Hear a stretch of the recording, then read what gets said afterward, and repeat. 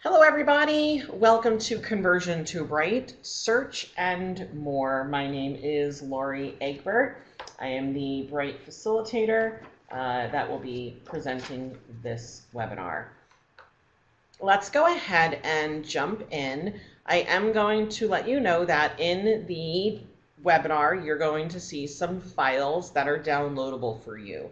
These are a number of different resources that, if you're watching this recording, are available on the class resources page where you are likely watching this from. Simply scroll underneath of the recording and you'll be able to access not just the handouts that you can download, but also the videos and article links that we'll be talking about here today. Let's go ahead and get started. Our objectives are going to help you fill your real estate toolbox with Bright tools. That's going to include searching the system, working hot sheets, creating showing carts, lots of really great features.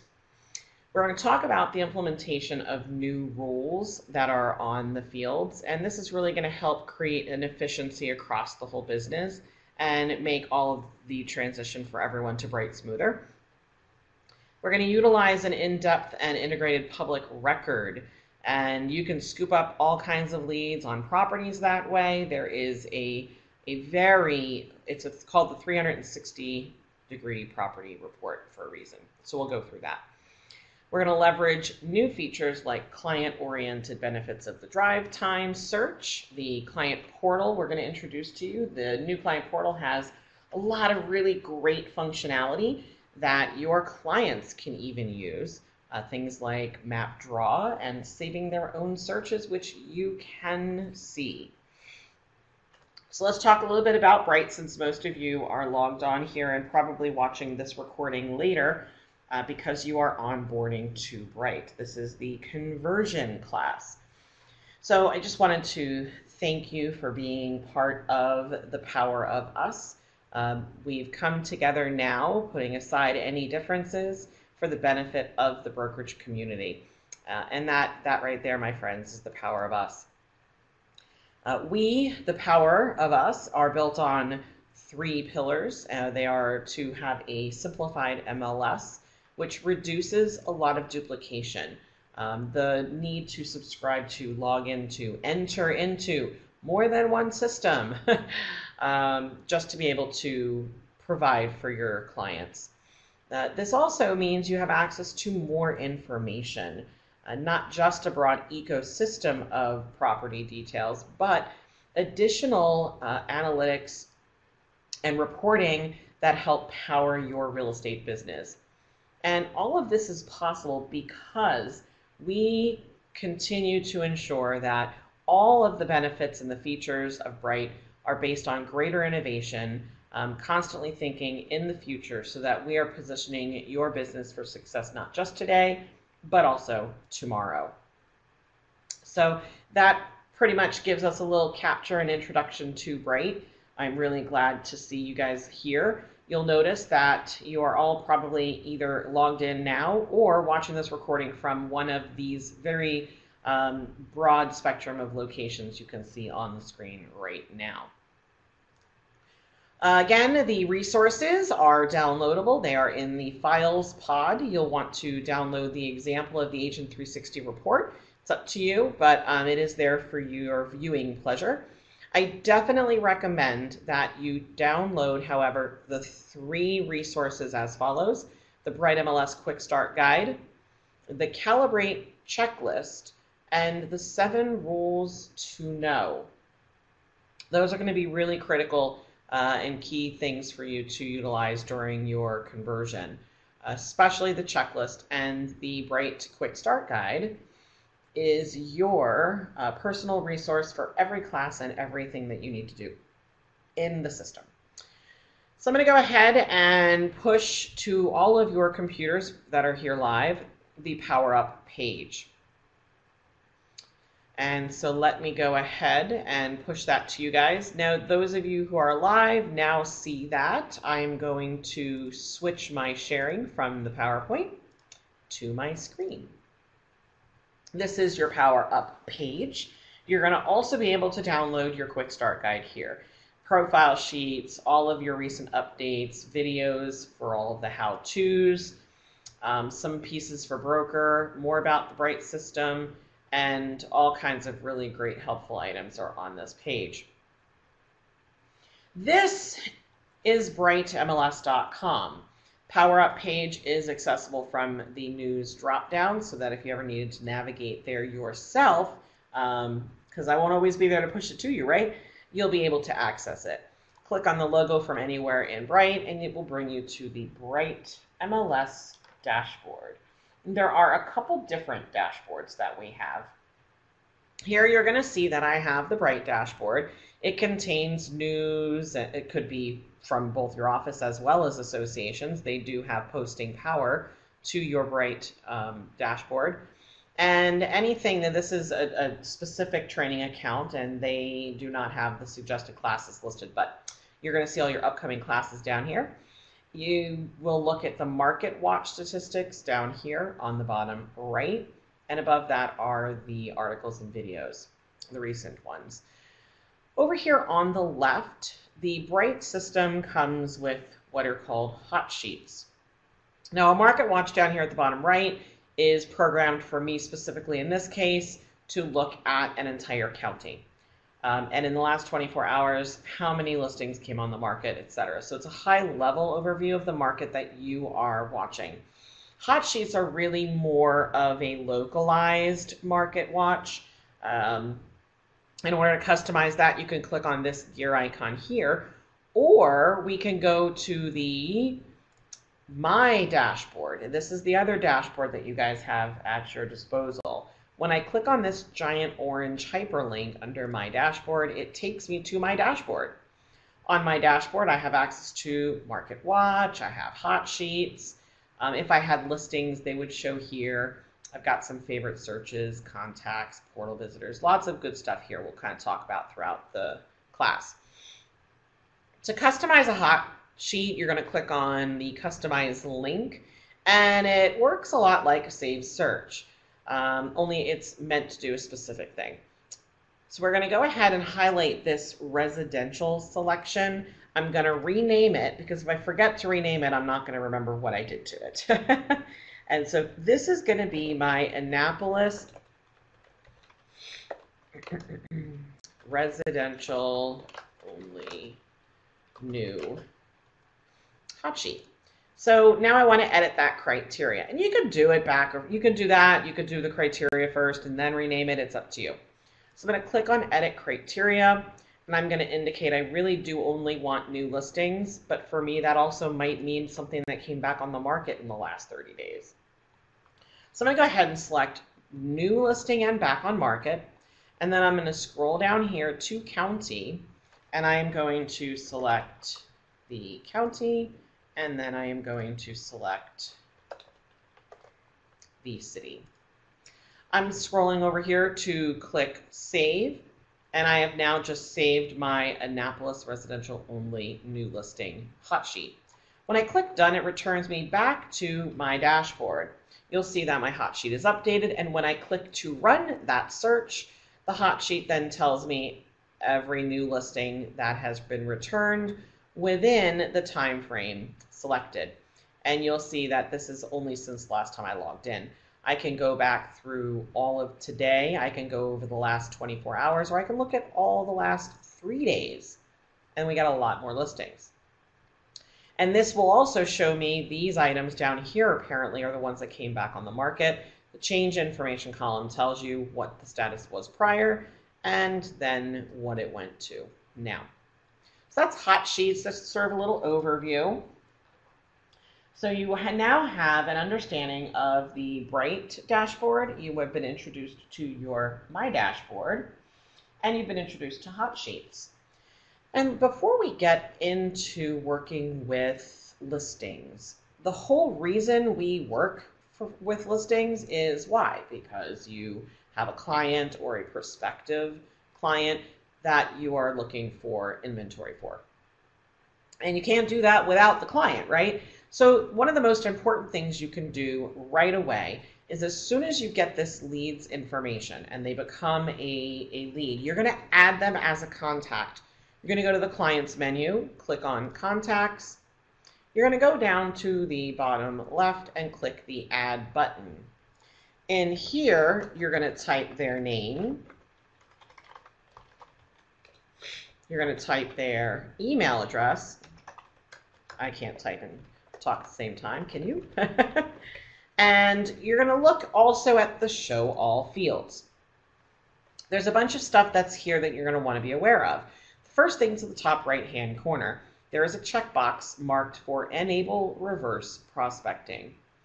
We're going to take a pause right now, and for those of us logged in at this time, I am going to launch for you a video that talks about reverse prospecting.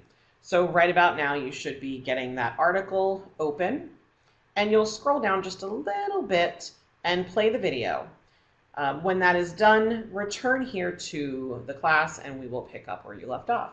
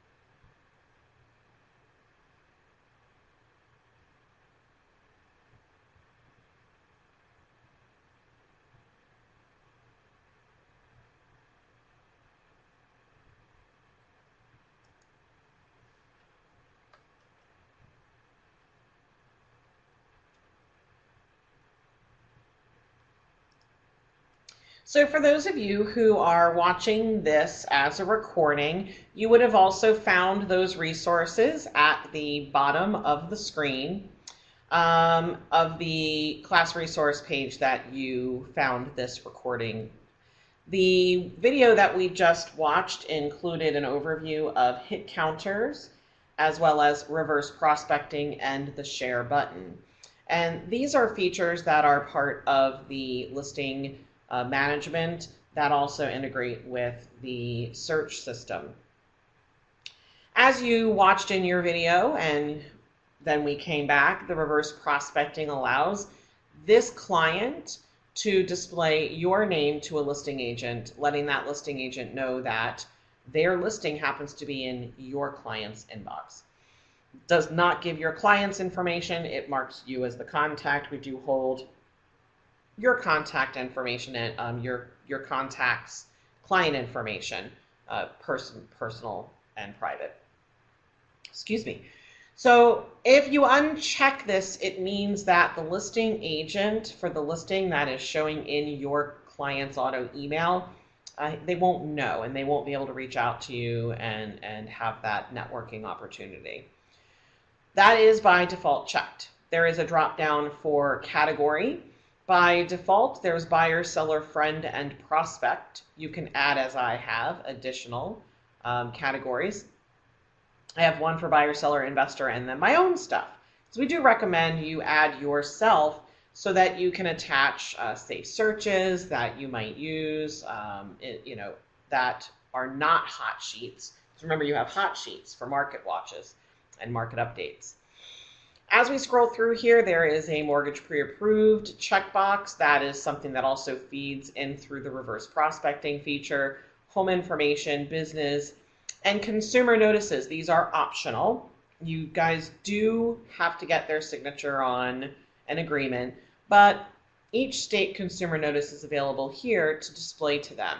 If I check Maryland, and then when I click save, the first time I send them an auto email, they will not be able to access the portal until they accept and agree that they viewed that consumer notice. By no means does it replace any requirements that your brokerage or the state would put on you for having one.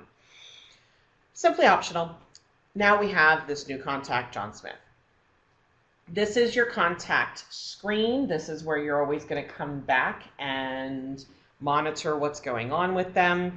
We'll talk a little bit more about all of this later. So once we have our contact in and we know that we're ready to go do some searches for them, we're going to click on the search drop-down menu. You're going to see that there are a set of new property types. For example, for sale, residential sale and residential lease are separate property types. So is multifamily. Land and farm are also separate, and there is the opportunity to list business opportunity sales. If, for example, you need to look for both a residential sale and a multifamily for one person, you can use the multi-property type search.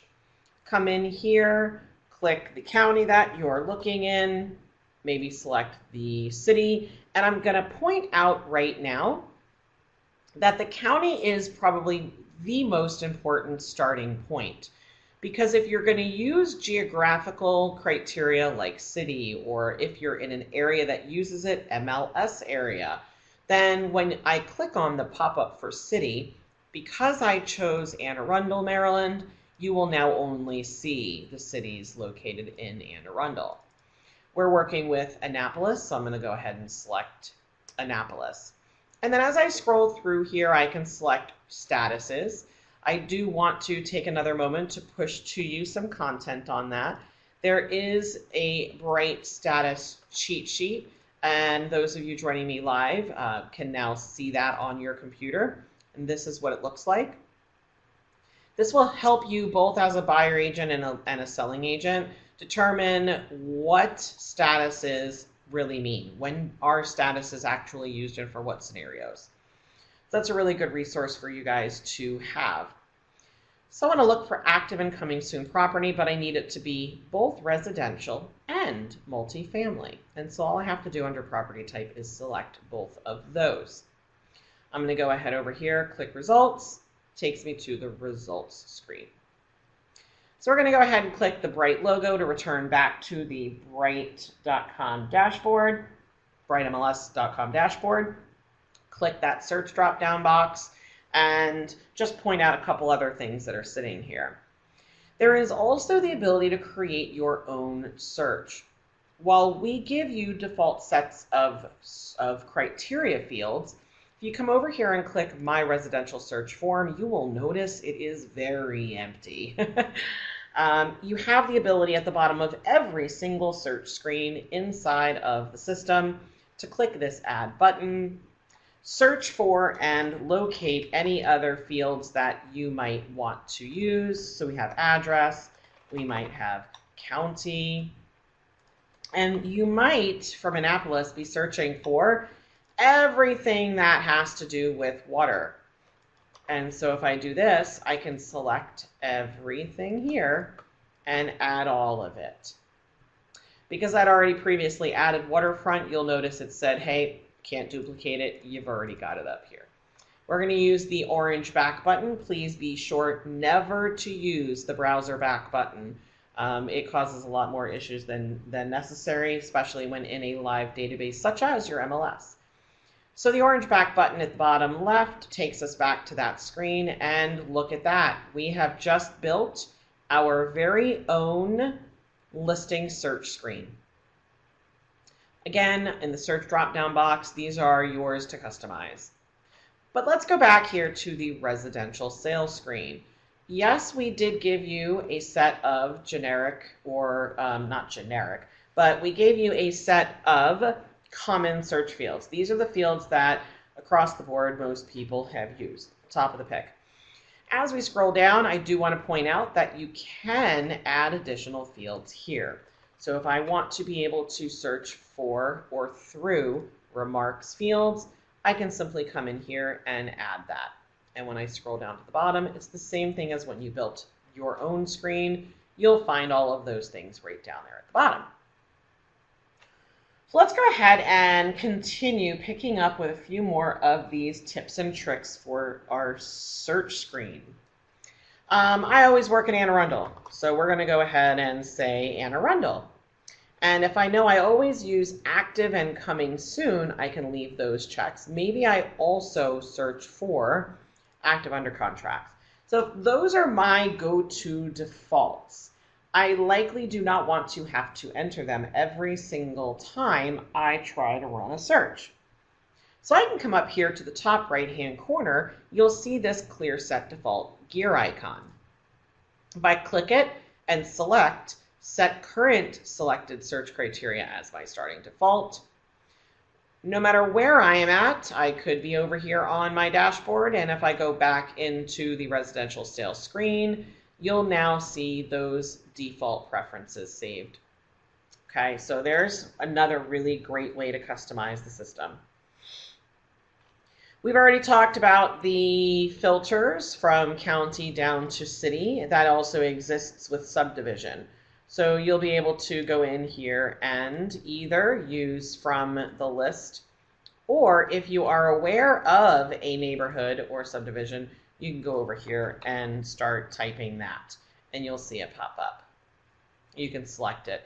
And you can do that as many times as is necessary. To remove them, simply click the X's.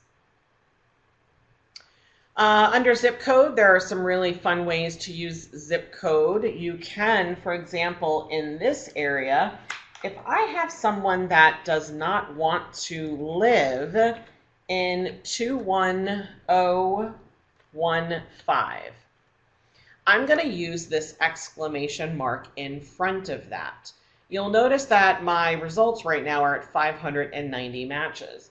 If I remove that exclusion, then what we're looking at is still 590 because apparently there are currently no listings listed to match my request anyway.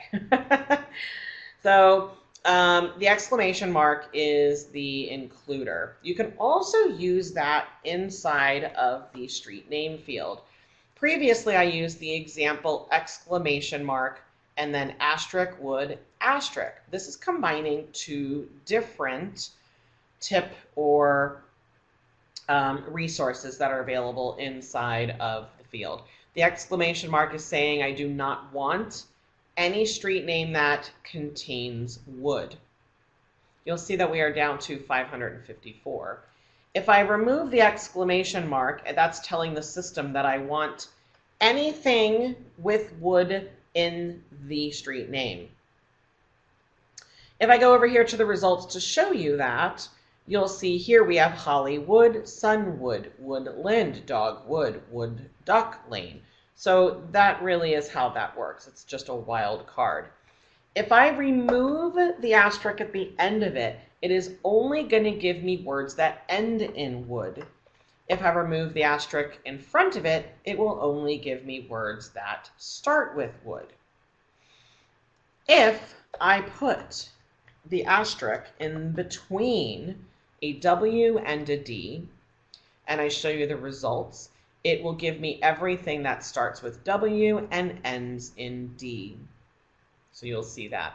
So the asterisk is the wild card and can be used a number of different ways. So we're back up to 590. That's an awful lot of listings. We're not going to want to send anybody 590 listings. So we're going to come down here, and in this area, this specific person's price range is 900,000 to 1 we'll say 1.5 million. Now, the zeros check mark eliminates the need for using the thousandths zeros. And if there's ever any question on how to use these fields, you're going to click on the question mark for the field, and it will take you directly in here. Also reminds you that you don't have to use the $sign. So if you uncheck that, just to show you what that does, it will require that you use all of the zeros. Okay? We have some dates. We have the listing term begins, and we have the agreement of the sale date. The date the listing term begins does not necessarily equal the listing agreement date. If you click on the question mark there, you'll notice not only does it tell you how to interact with that field, but it also explains to you what the field is. So that's just more of the help integration that we offer throughout the system. As we continue to scroll down, you're going to identify a rooms section. This rooms section, it's one of my favorites. If I have somebody who is looking for 3 or more bedrooms, I need to use 3 and a plus sign. That tells me 3 or more. Now you'll notice I use the dash up here under price for the range. I can do the same thing for bathrooms, but I'm not going to use the full or even partial bathroom fields. I am going to use the total bathrooms and say I need 3 to 4 total bathrooms. What this is telling the system is if it's got 4 bedrooms, it can have 3 half and 1 full. It can have 2 full, 2 partial. It can have 3 full, 1 partial. And this saves you from actually having to do multiple different searches, looking at every single possible ratio of a bathroom search. You'll also see you can search for other available rooms in the home. So does it have an au pair attachment? Not in this case. Does it have a kitchen? So this really makes it apparent and obvious at why it is so important to make sure you are adding every single room the house has. Because what happens when I click kitchen is it goes from 44 to 27. I doubt that almost 20 of these properties are missing a kitchen. So that's kind of a little key takeaway for those of you who are also listing agents. The listing agents now have the ability to add not only the stories and levels, but the rooms on each level in detail. In this case, I can say I need 1 or more main level bedroom and 1 or more main level full bathroom. We are now at 18. It is imperative, since this is a conversion class, we're going to just kind of point out a few things. It is imperative that if you are a listing agent as well, and you have active listings converting into Bright, these are just a couple of the more obvious reasons why you really want to go into your listings. And even if these are not additional required fields, because you will have required fields that need to be added to your listings, this is important because people are searching for these, and it is the way that families are looking for homes now. We have a lot of baby boomers. Those individuals are less frequently going into nursing homes and more frequently going into their families' homes. And these are very common searches for scenarios like that. So we're going to continue to scroll through here. Ownership interest is where you're going to find if it is fee simple, if it is ground rent, if it's a condo, and structure type is where you're going to see if it is a detached property. There are a number of different townhouse type options. Again, the help icon will take you in and explain to you how to use those fields and what these options are. Now, the search system also allows you to search it for other types of articles. So if you want to look up articles that are talking about the penthouse structure type, you can go over here, search for penthouse, click structure type, it'll take you here. And then there's also the different entry locations where you'll find penthouse. So we'll go ahead and close that. I'm going to scroll over here. I'm going to move my mouse over here, point out the levels and the stories. This is something that is required from the listing side, so that is something that you'll be able to use successfully to search for listings. Style is here, and then we come down here and we have the parking features. There is no field that you're going to go to that says, yes, there's parking, no, there's parking. The way in which parking is searched for is what kind of parking.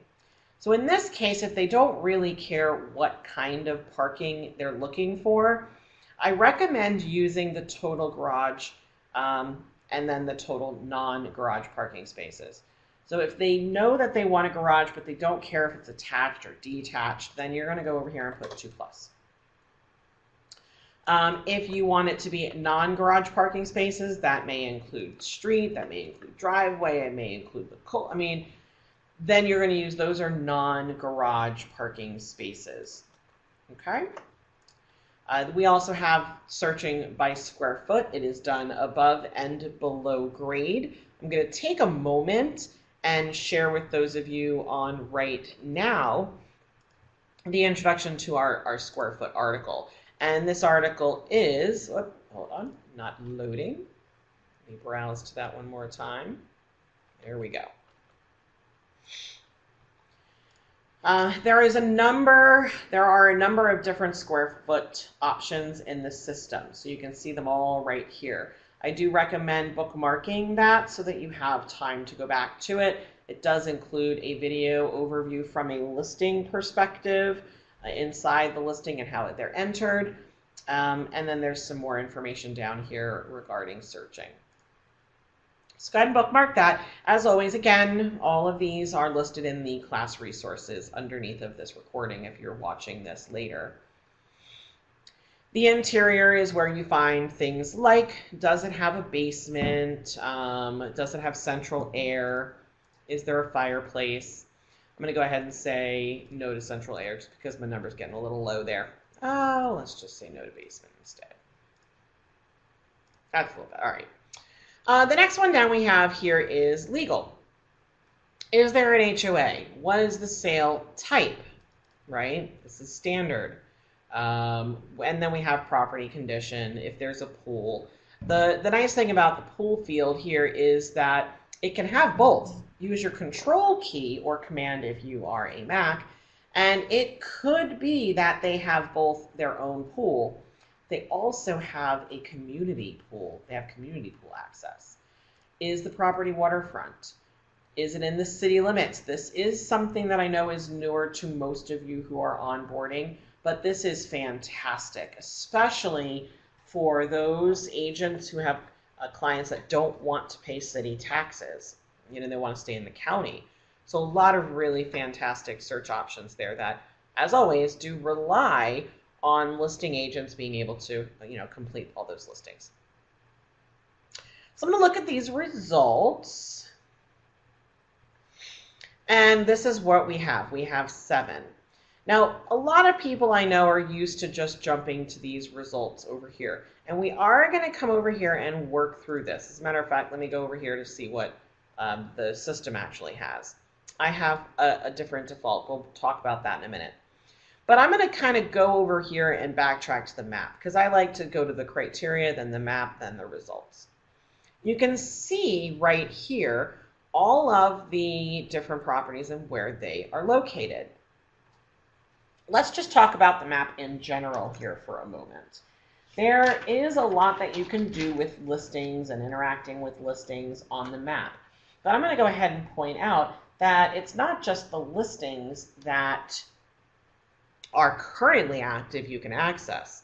If I zoom all the way down here somewhere, let's just say Fairview Avenue, okay? Zoom out a little bit. That looks more business.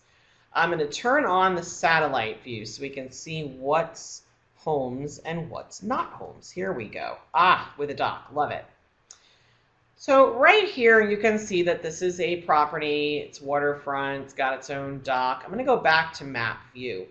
On the map view, if I click on this property, whoops, I must have picked the wrong property. We are still onboarding those folks. So I apologize. Bear with me 1 second. Oh, you're killing me. All right, let me jump to a place I know has something really quick.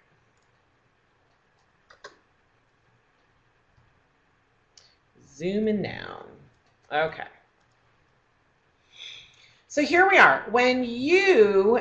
So we are apparently, because you're watching this as a conversion class, I chose a place that apparently is still converting the data in. So bear with me here. We're going to do this one in Colombia.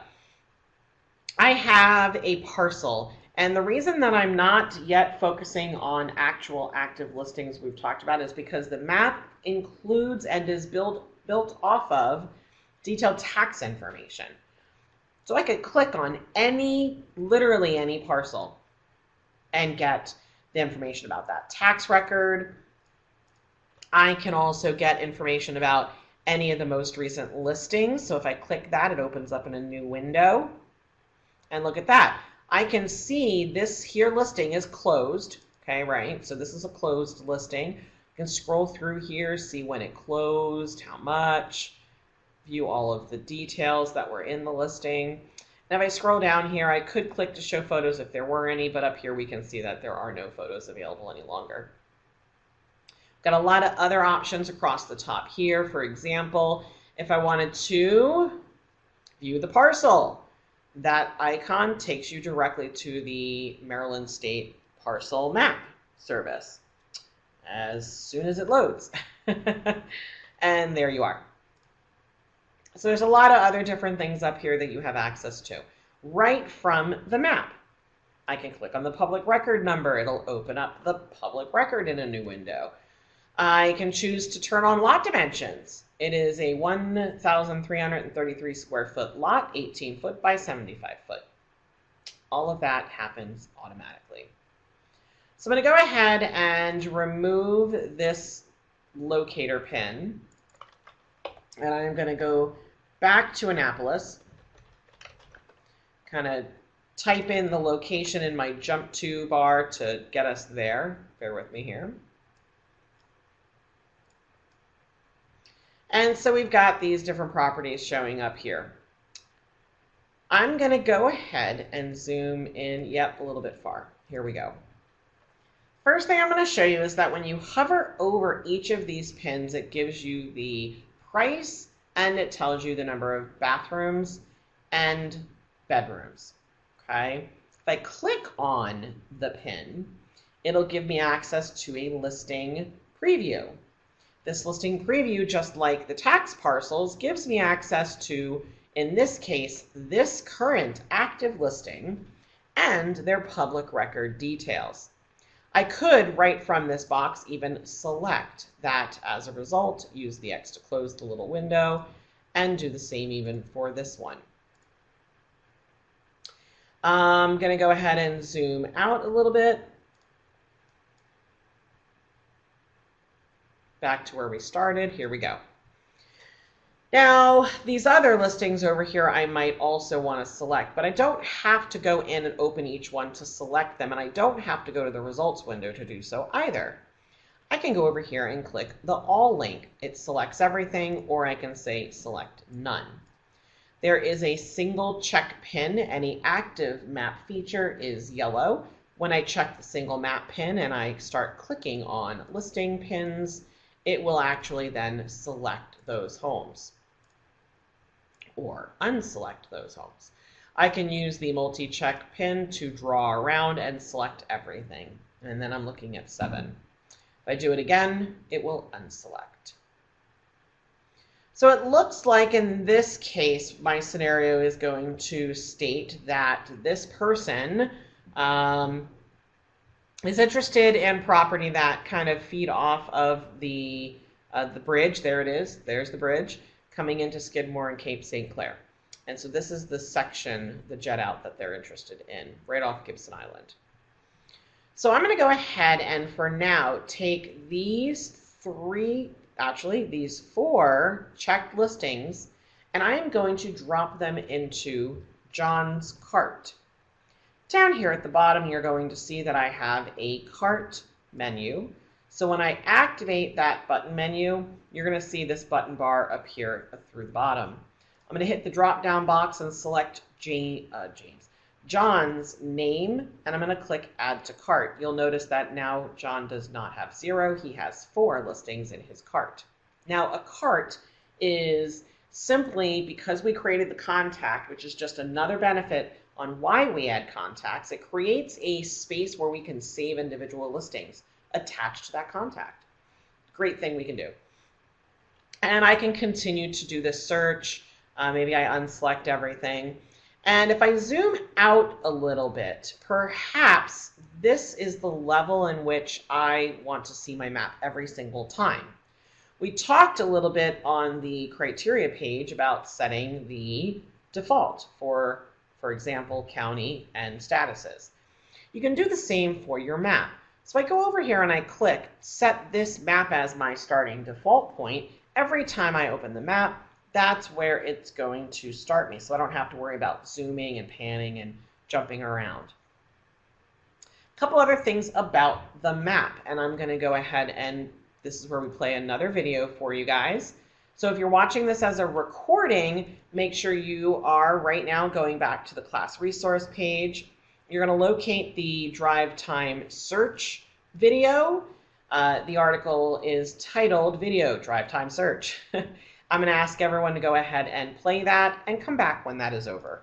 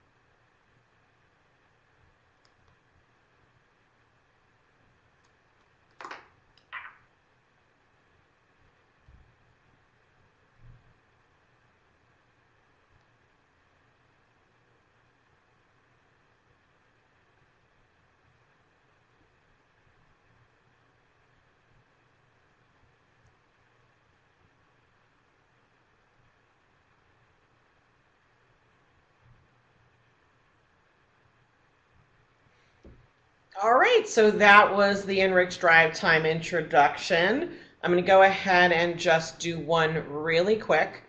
And if I came over here and we wanted to, for example, let me just go back down here to these businesses. Oh, so I want to work, let me open that up, at the Annapolis Courthouse. If I don't know the address, as soon as I start typing that in, it'll go out there and look for the address. It's got so many different independent third-party data sources that feed into this map for a number of different benefits. It just knows. So we're going to go in here. We're going to say we need to drive there. We have to be there by 8:45. And we don't want to drive more than 20 minutes. I click Add, and now you can see this is the start point of the Annapolis Courthouse. And look at that. 3 houses fall within that area. And so I can go ahead and select all of those. And I can come back down here to Actions and click on the email button. And this is what's called a direct email. Yet one more reason why it is super important for you to make sure your contacts are added first. So we're going to click on John. He's my new guy. And I'm going to click to, and then I'm going to, I could say copy me, my own blind copy message. Click OK. It'll confirm that he will or will not be. It's up to you if you chose it or not. He will have to acknowledge the consumer notice. So we're going to have the subject, check these out, and then we can type in here, let me know if you want to see these. I'm happy to set you up on an automatic market notification. However you call auto email, because I know that they may not know what an auto email is. So as I scroll through here, you're going to see that if you do not have a signature created, you do not have a signature created, then I definitely suggest going back to the class list. We do have a recording of the account and settings class. It walks you through in great detail how to brand all of your Bright communication and your Bright systems. It's really important that before you start emailing people, you kind of know what it is that they're seeing. If you have not set anything up, there's no picture, there's no branding, all of that stuff is missing. Okay, so we're going to go ahead and click send. I just sent a manual email to John, including these 3 listings that fall within that search.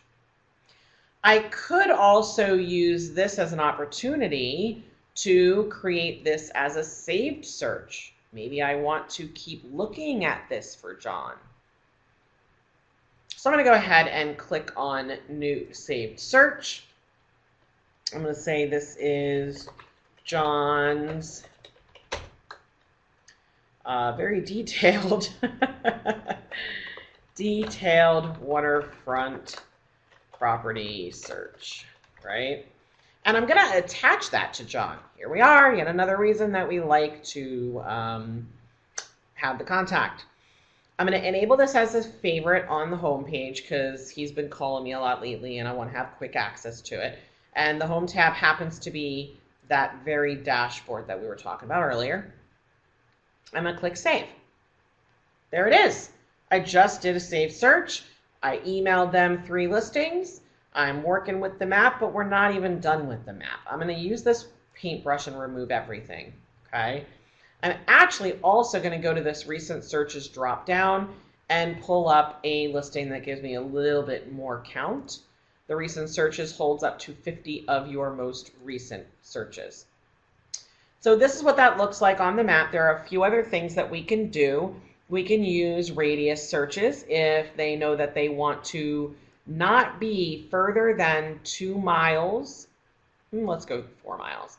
4 miles outside of Annapolis, you can go ahead and draw the radius. We now have only homes within a 4-mile radius of Annapolis. If there is an area inside of here that they know they don't want to live in, so perhaps they don't want to live a certain area around the Naval Academy, then we can go over here, add another shape, and look what happens when I hover over the red dot and say exclude. It eliminates any property that are found within that shape. And we could do this using polygons. We can do this using other circles. You just simply draw it, hover over the red, exclude, and now we have this beautiful new search. There are a couple other things. Let me clear that. If I go over here to the layers, I can turn things on like zip code, boundaries, or even high schools, middle schools. You now here see that each of these zip code borders are drawn. If I have somebody who, for example, does not want to live in 21402, I can use this polygon draw, trace the borders here. Now, let me just give you a little advice. Oops. Oh, well, there's the first piece of advice. Don't rush. Take your time. The map draw feature, the tracing feature, really is a little sensitive. It does require a little delicacy. It's an art. It is not a science, right? It takes practice, practice, practice. And so you're going to trace these borders. I'm just going to kind of rough it because, you know, we've got this recording and you guys are probably in a little bit of a hurry as well. And I'm going to cut around the water because I don't think anybody's going to be living there. And that is funny that they have that drawn so specifically, isn't it? And we are going to trace this because we don't know what's at the tip of that piece of land. And I'm just going to, you know, really quickly do this now.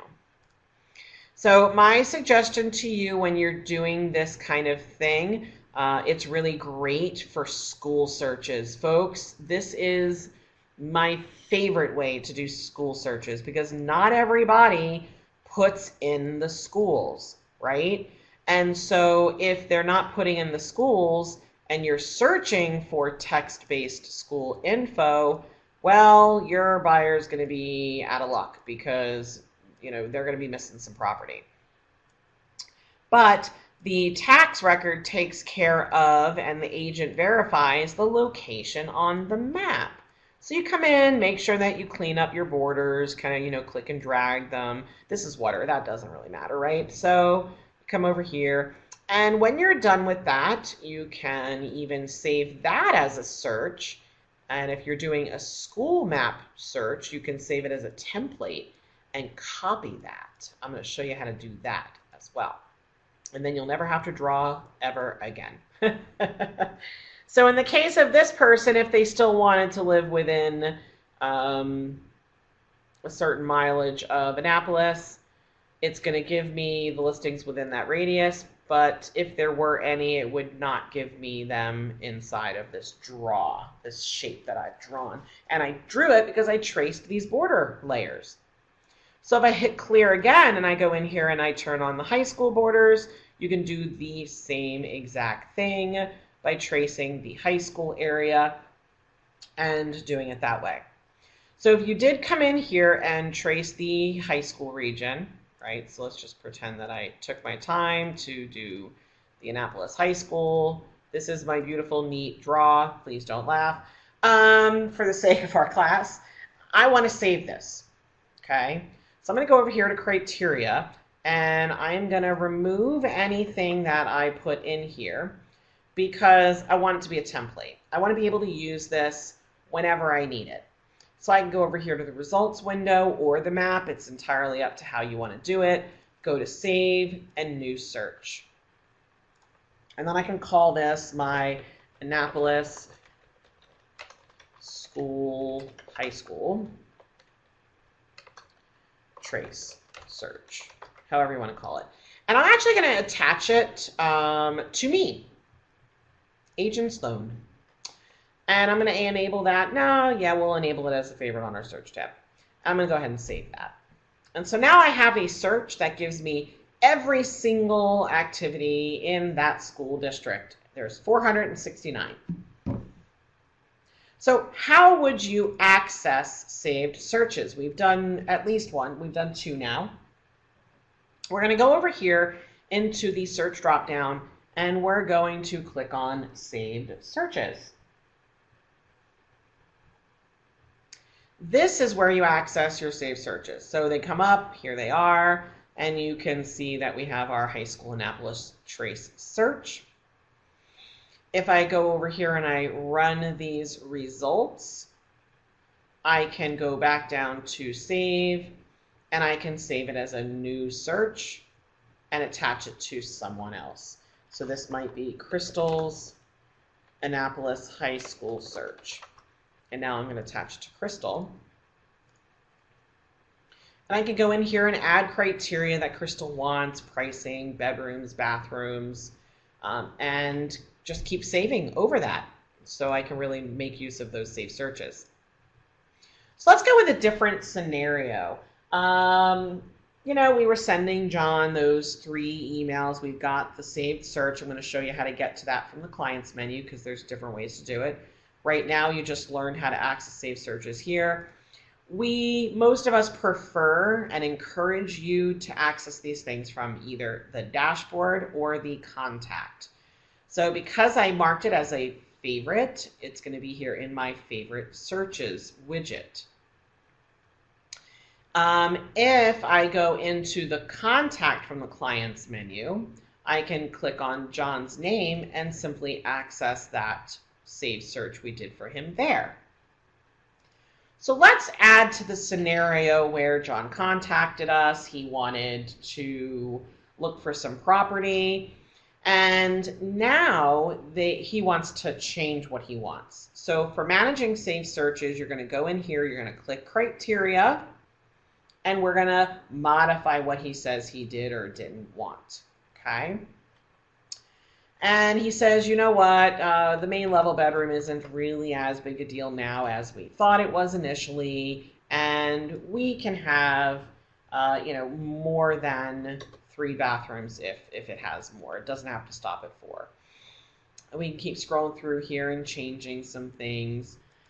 We can also change things that are on the map. So right here, you can click the map to launch it in a new page. This is a saved search, so you'll notice that doesn't have tabs when you are editing criteria this way, okay? And that does mean that there are a few things that you may or may not have access to.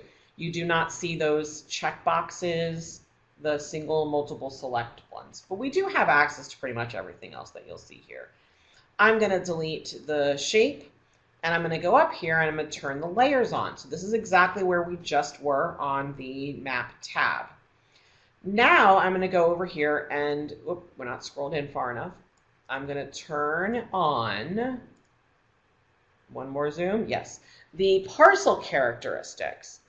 So I can go over here and say, show me the bed and baths, and if the bedrooms are on, it depends on the state you're in, unfortunately. Some display it more often than others.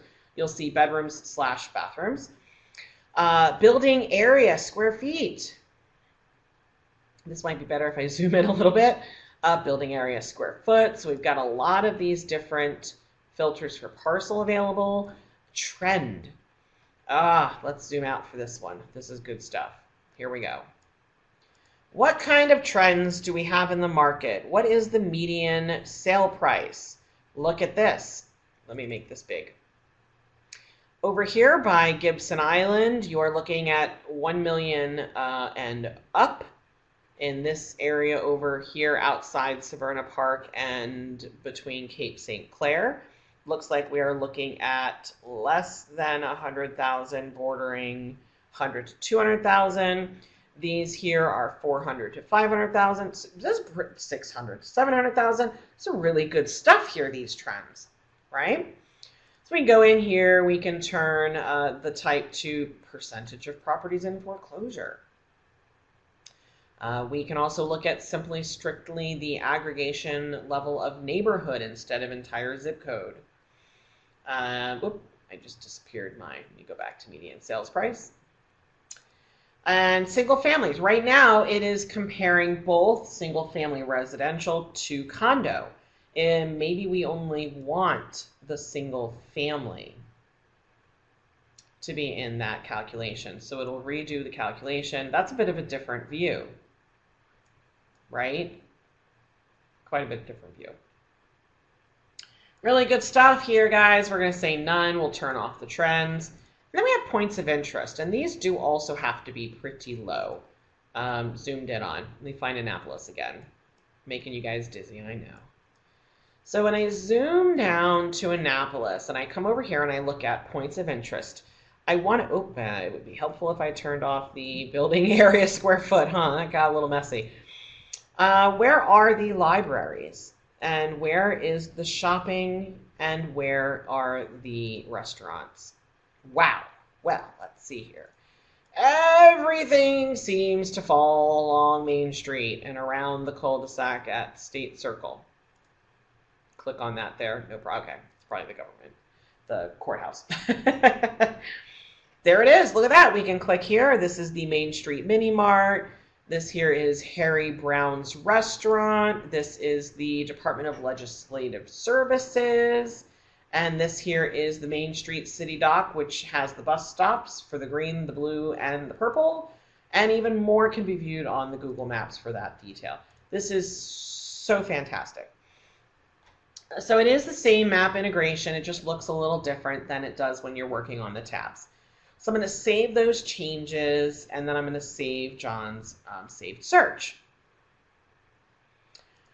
So let's go ahead and take this another step forward.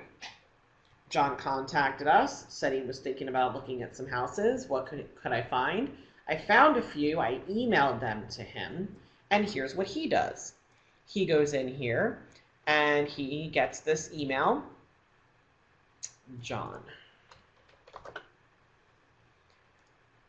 And it says, hey, let me know if you want to see these. I'm happy to set you up on that automatic market notification. And there's my signature. And he's going to click on this view listings link. And the view listings link is there because, hold on that for a moment, because this is not really an email. I'm not really emailing him those listings. I'm emailing him a link. Every single piece of communication outside of the Bright system is meant not to be an email like a Gmail email. It is meant to direct them to the client portal. This client portal is attached to your contact's account inside your system when you created that contact, which means it's part of your account. It is a piece of the search system that is agent system with all of that information that is drilled down to a public client digestible view and given access with your brand. So I'm going to agree to the portal notice. This is the consumer notice we talked about. And look at this. John is looking now at the three emailed listings that I sent him. He can scroll through here and interact with them and mark things as favorites. So we're going to kind of get a little bit more into this in a little bit. I wanted to make sure you understood what was happening with the email when he received it, though, because we're kind of picking up where that stuff left off here very shortly. So we're back here in the system. John got that email. He says to me, wow, I really liked this listing on Hidden Point Road. Yeah, the other two are pretty good too, though. And I say, well, would you like to go see them? And he says, yes. I don't have to worry about trying to figure out which listings they were. It could have been 2 weeks ago that I sent them. All I have to do is go into John's account, look for the saved search that I know that I used to run that search, and I can rerun it, or I can come down here to send email and click on the 3 listings that I sent him and select them. And here is where I introduce to you the showing time showing cart. If I click on showing time, it will automatically open up a window. It'll tell me to confirm my appointment confirmation methods. I'm getting email and text message. I don't want that to go to that email though, so I'm going to update it.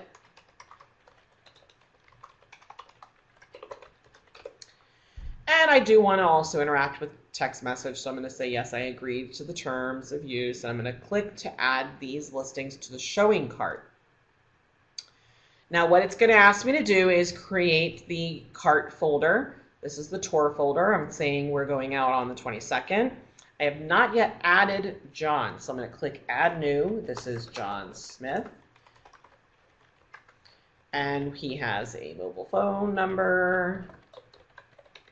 And I could put some notes in there, create the contact, and click OK. I now have 3 listings being scheduled, or hopefully being scheduled, to go see. One is appointment required. Oh, no, they aren't. These are not being used by showing time. So let's do this. We are going to switch gears. Hold for 1 second. We do have a test account that we use to teach showing time.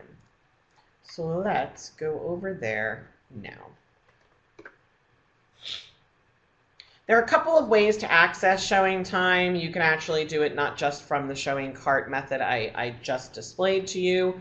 You can also get to it from your client's menu by clicking My Showings, and it brings you into the showing time system. I do kind of have to fake it at the moment. I'm going to run over here into one of the showing carts we already had set up. And I'm going to go ahead and open that up. So what we're looking at here, hold on a second.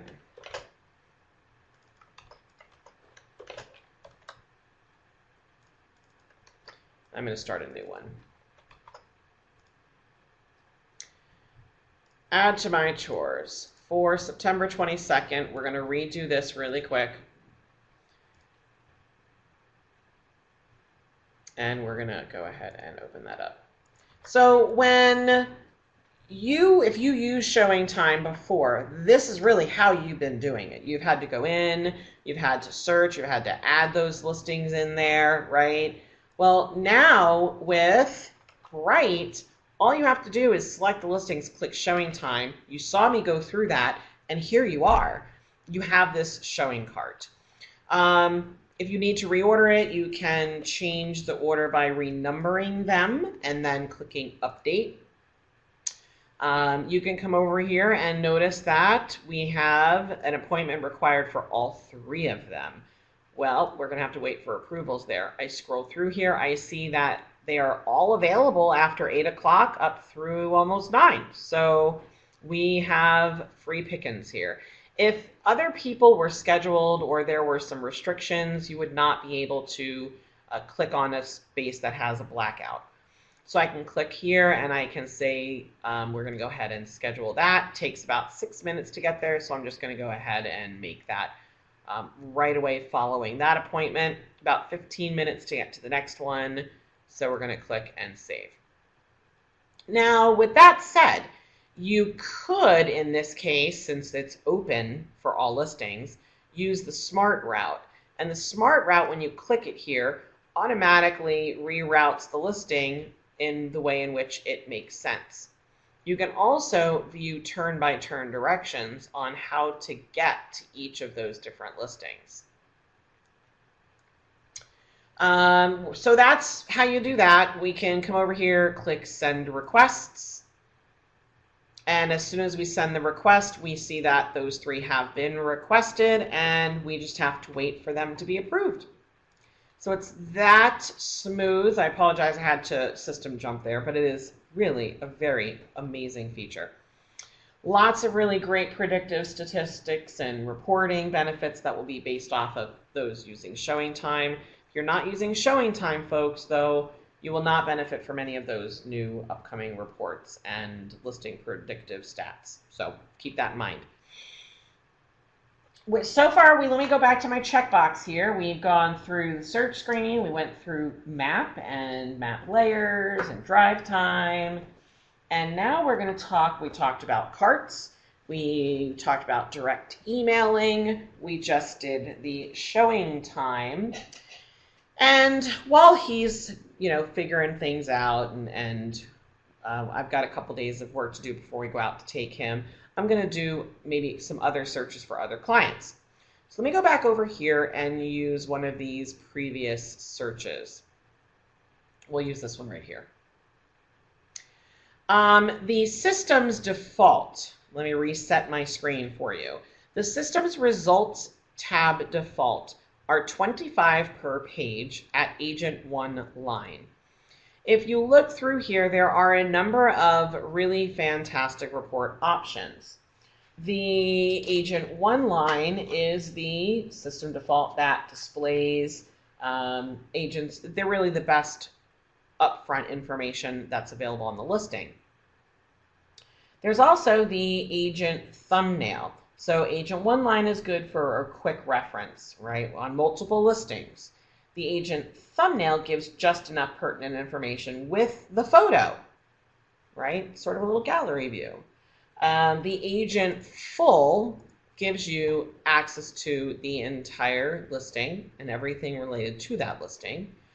Even as you scroll down to the bottom, you can click to show more photos if there are more photos, and that can all be done down there. This listing has no photo, it looks like. We also have the Agent 1 page. The Agent 1 page is the thing you want to print. The Agent 1 page, we definitely make to fit by reducing the number of characters in the remarks that are printed. So each individual remarks field, each one, allows the listing agent to enter 4,000 characters. 4,000. So that never fits on one page. So all of the remarks have been cut out. If you're displaying or printing everything, you want the full.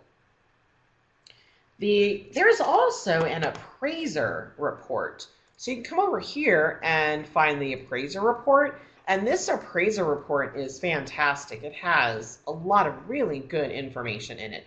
It's not as big as the one page or the full, but it gives you more than the thumbnail. So we're going to go ahead and use the Agent 1 line display breadcrumb link here to navigate back to where we started. Try not to use back buttons. And I'm going to go ahead and start customizing this view. So perhaps even though the Agent 1 line really is meant to be good to use to quickly reference multiple listings at once, it might not give me the information that I need for a detailed review. So for example, maybe I want to put county all the way over here by the MLS number. I click and drag it, and I can even rearrange that. If I only need to see a certain, and I know that that means Anne Arundel. I could also come over here and resize the city. I can click inside these headings where the blue is, not on the hyperlink, but you'll see I have this four-way cross arrow. I'm going to click and remove the date and the listing office columns. I can click and drag price to be over here by status, and the price change arrow. Right now we don't see any arrows. Maybe if I scroll down or jump to another page, yes, here it is. You'll see that this is telling us if a price went up or a price went down. So it's really good to keep that with the price column. I have photos. I could put the photos all the way over here. Double click between the columns and it will auto fit the contents. I can do the same with the map. If you hover over these icons, it tells you what they are, and if you click them, where you would go. Now, this is the buyer closing cost and the seller net sheets that are all now integrated into your listing service. So I'm going to drag that over here by the price. I'm going to keep all of my, financial stuff in one area. So you really can make this whatever it is you want it to be, whatever is useful for you. For example, if for you square foot is an important selection, you can click right here inside baths, and instead of removing a column, you can insert a column. And so I can say I want total square foot. And there's total square feet. Click apply, goes to the right of the baths column. I can click back in there again to open this little on-the-fly window to edit the results layout, align them to the left. I can come over here to structure type and wrap the line, because right now it's got some content that is being hidden by the next column. You can also, this is one of my favorite things, you can also come over here and insert a thumbnail. So you can create your own view even with the picture. Pretty good stuff. If you want to save that display, and let's say I want to change it to 10 per page as well, then all I have to do is go over here and click Manage Displays and give it a name. I can say it is the one line square foot and photo. to save that as a copy, and now you'll see that I have my 1 line square foot with photo. You can select between and choose any of these displays, whether it be default or even custom that I create. And in this case, I even have one for water fields, where you'll see I've added if it's navigable, has access, what features there are. A lot of different things you can do with this, folks. I even moved the remind stuff and the history. A lot of really good stuff that you can do here.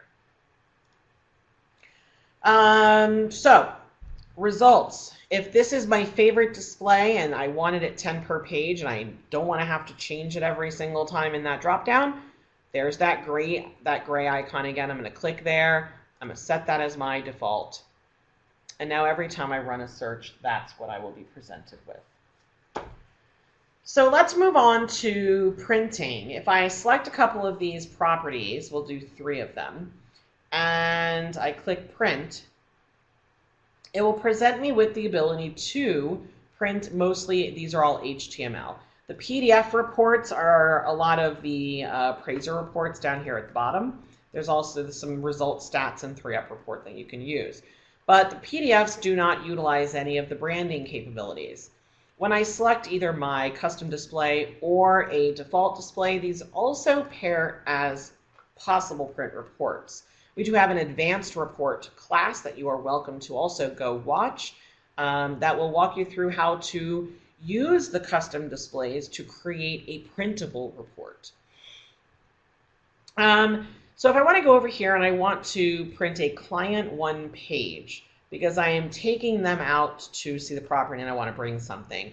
As long as I have in advance checked that accountant settings recorded class and updated my branding, I will be able to print the agent header and footer, and I can even include the criteria that was included. Keep in mind, if you're printing photos, there are up to 150 per listing. Be careful on that one. I'm going to print a PDF and just give you an idea of what this looks like. And then we're going to move on to the biggest and bestest report, and that is the Agent 360. So here you've got my branding across the top, and these are the different listings, and criteria at the end of the 3rd listing. So there it is. Good report. Let's go back over here and select Agent 360 Property Report. The Agent 360 Property Report can all be printed, and it is agent information, agent specific.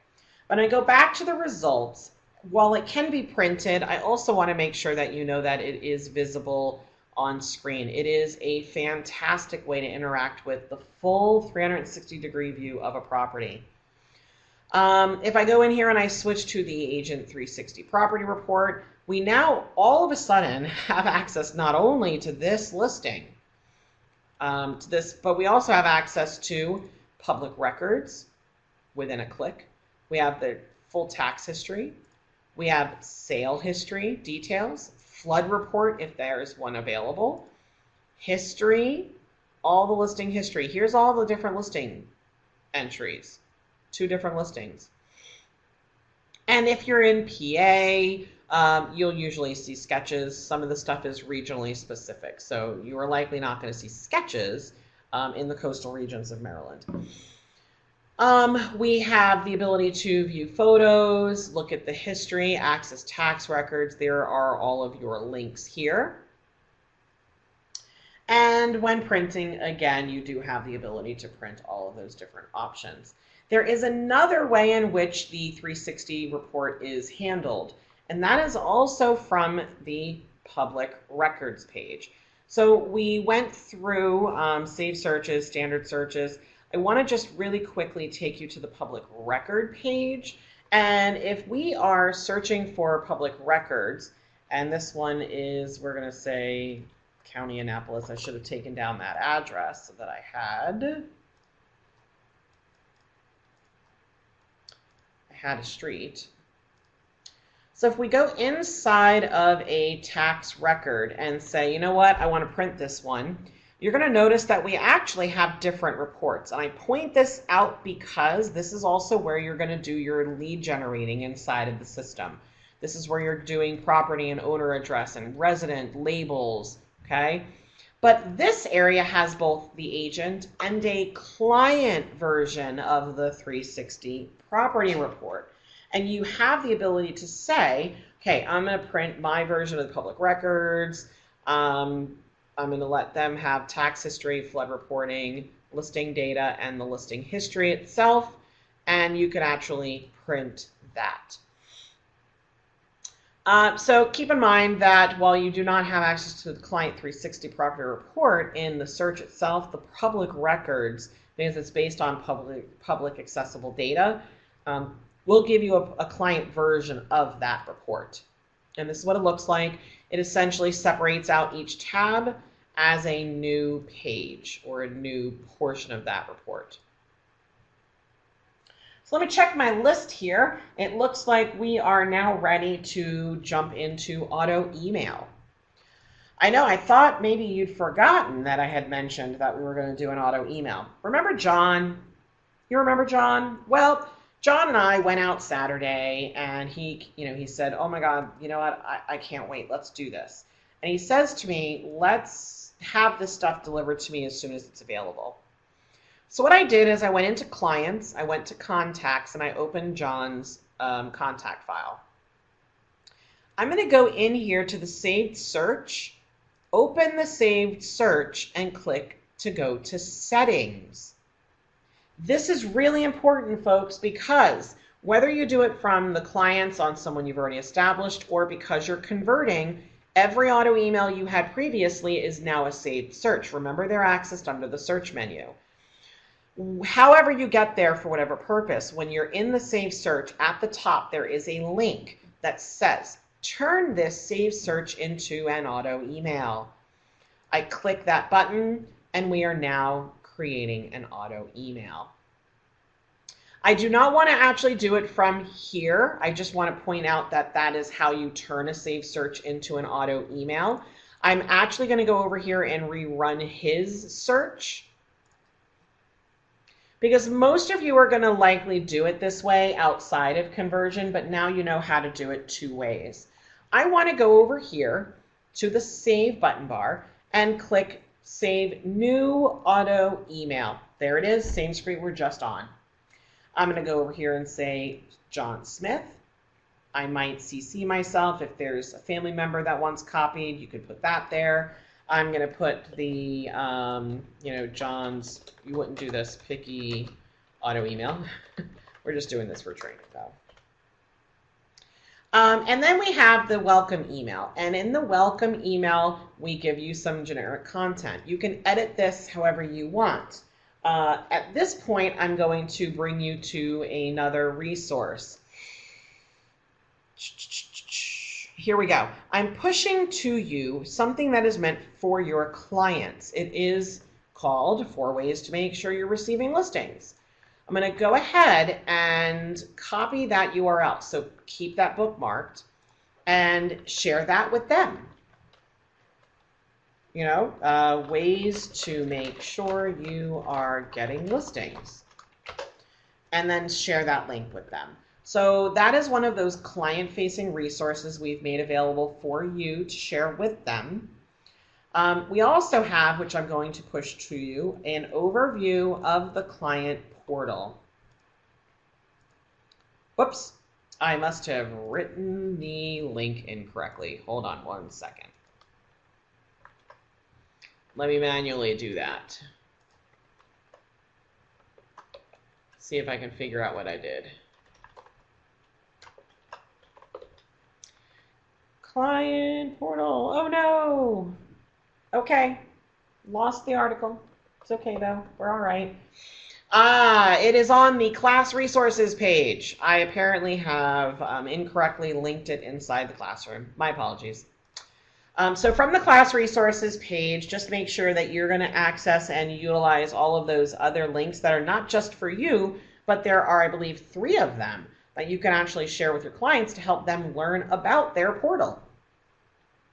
If you want to, say, keep this all of the time and you don't want to have to constantly paste it in there, there's that gear icon again. You can click it, set that as your standard welcome default, and everyone in the future will also get that. If I want to make sure that it is part of the reoccurring emails, because the first welcome email is only received, guess when? You got it, when they first sign up. And we're going to scroll through. We see our signature, confirm the consumer notice criteria. Here are the settings. We're going to talk about concierge mode second after we finish this. These are the settings.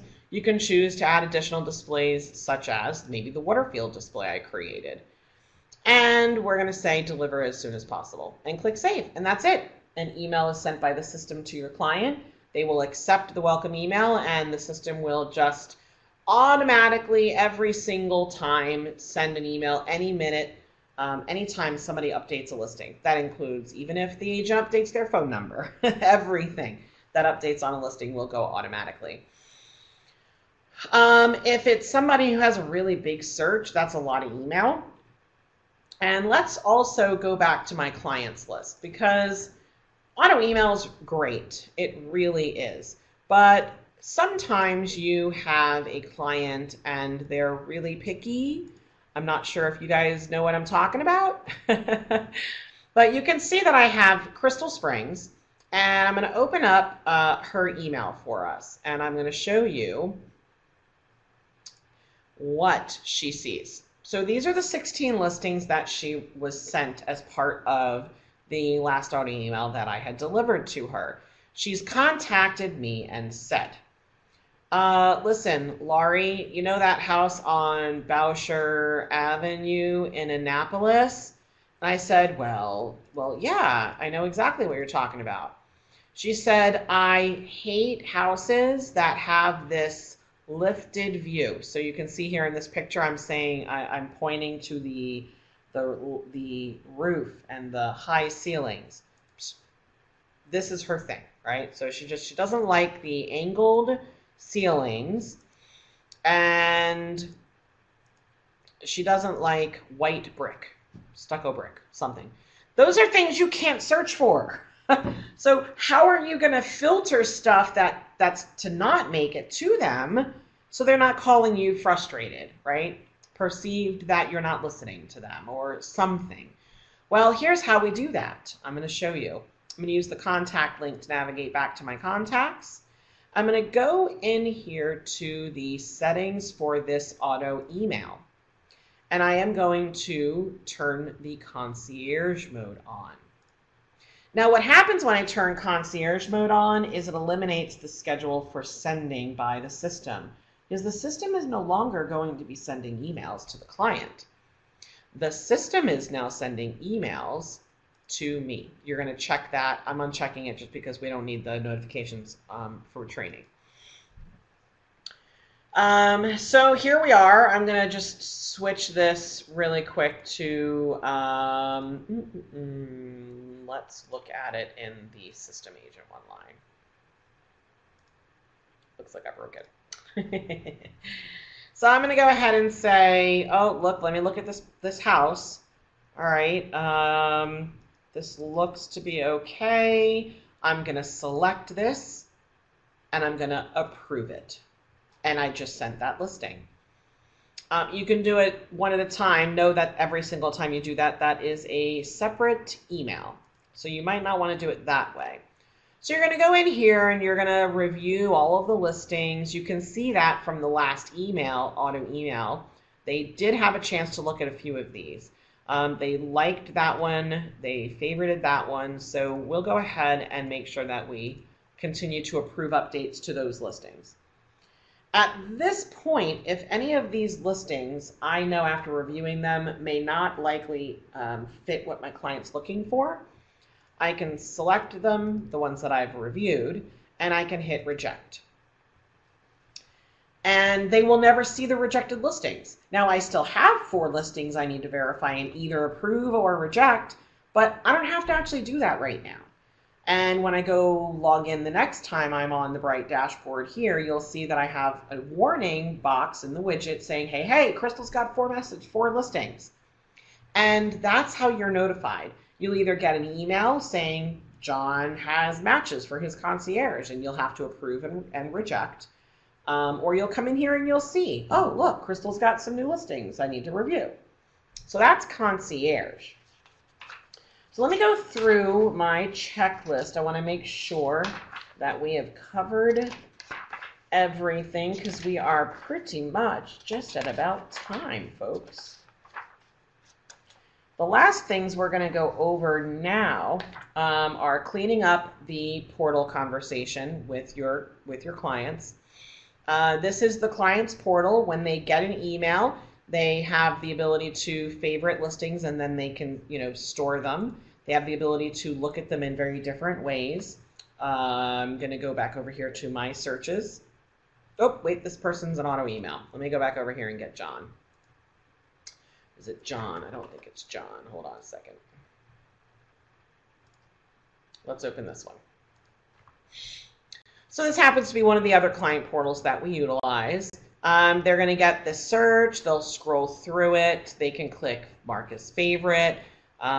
They can come over here and view any of the searches that are saved for them, as well as open the criteria that's driving it.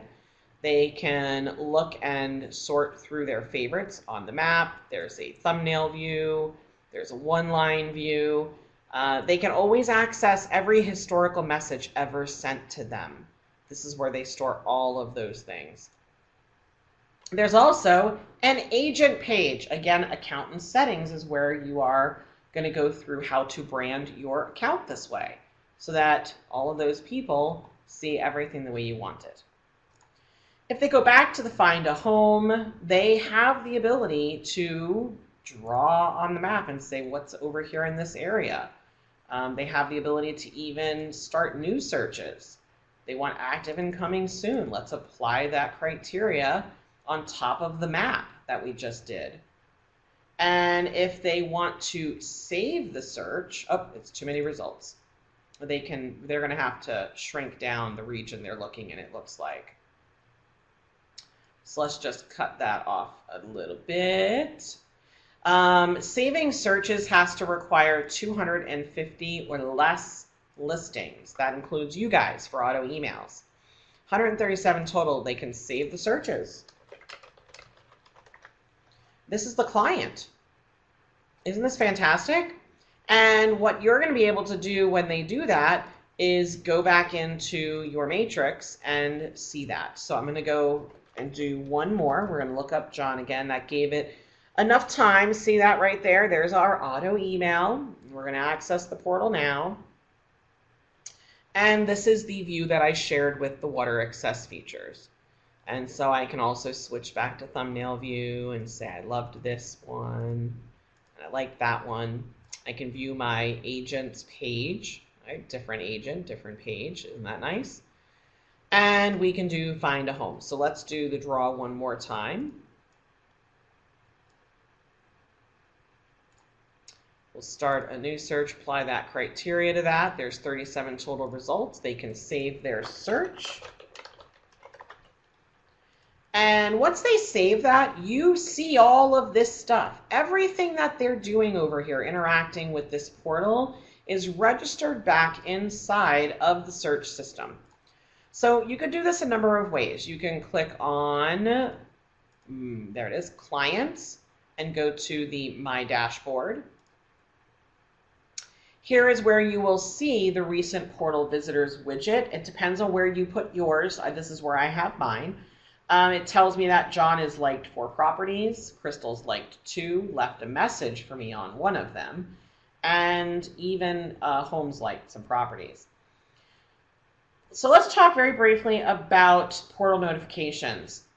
Yes, you can log in and see that they're liking and leaving messages for you here. You can go into the contact itself and monitor them over here. But in order for me to click on this unread note, which takes me to the listing where I can then respond, I'll find out. Then you have to actually know they're there. What you're going to need to do to make sure you're getting notifications for all of your portal notifications, go to, that was totally a double. What you need to do to get your notifications is set your portal settings. So go into the account and settings, scroll down to MLS settings, and scroll all the way down to portal notification settings. The interactive video is also available on the class resource page for this. So we're going to suggest that you go back and either watch the full accountant settings class or access the client portal notification video on the class resource page. So we're going to go ahead and wrap up with some finance items. In the finance menu, let's say that our person wanted to, let me get this address, know how much it was going to cost for them for Bayfront Drive. I can go in here, check my buyer closing costs. Oop, timed me out. Enter the address and search for the address. It is best to do the address as fully as possible. I've seen that kind of fall apart. So it's looking, gathering the information, and if it has a couple different options from the public records, apparently something else was submitted with a no existing city, you're going to want to select the right one, of course. And we'll say, you know, they're offering list price $1 million. You can put your buyer in here, John Smith, and we'll scroll through this. Some of this stuff is required, so you want settlement date. We'll just throw a bunch of figures in there. And as we're putting numbers in, you'll see all of the stuff over here auto-calculating. You want to make sure that you expand these other fields because some of these things do have required items. And then you can click preview. Where is it? There it is, preview. Simply print this out, and there we are. Buyer estimated closing cost. Then we also have the seller net sheet. So the same thing as if they were selling that property, you would put it in, and you could say, here's what we estimate you would get.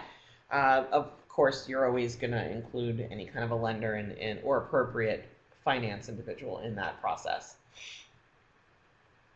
You can save, whoops, hold on a second. We're going to go back to our buyer closing costs. We'll do an address that I have by heart.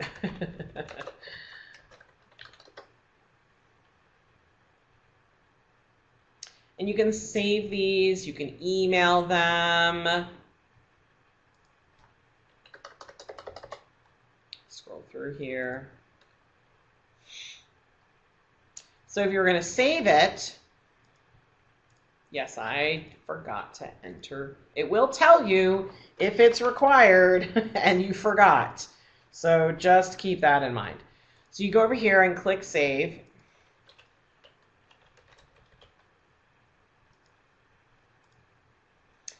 You can attach to an existing contact, or you can create a new one. It's up to you. Click Save. Oops.